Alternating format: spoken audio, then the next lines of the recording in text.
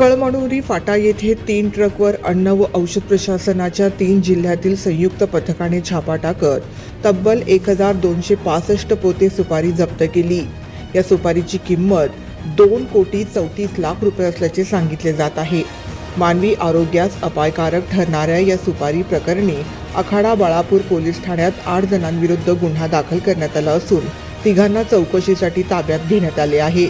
तपासणी दरम्यान अधिकाऱ्यांना जीएसटी बिलाऐवजी कच्ची बिले वापरून कर बुडवण्याचा प्रयत्न झाल्याचेही आढळून आले आहे।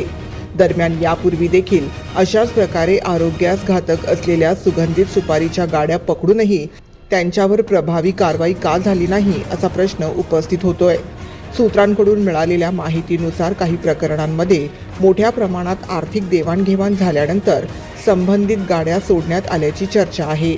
अन्न व औषध प्रशासनाचे आयुक्त तुकाराम मुंढे यांनी पदभार स्वीकारल्यानंतर अशा कारवायांना वेग आला असला तर यापूर्वी संशयास्पदरित्या सोडण्यात आलेल्या गाड्यांबाबत जबाबदार अधिकाऱ्यांवर कारवाई होणार का हा प्रश्न अद्यापही अनुत्तरित आहे।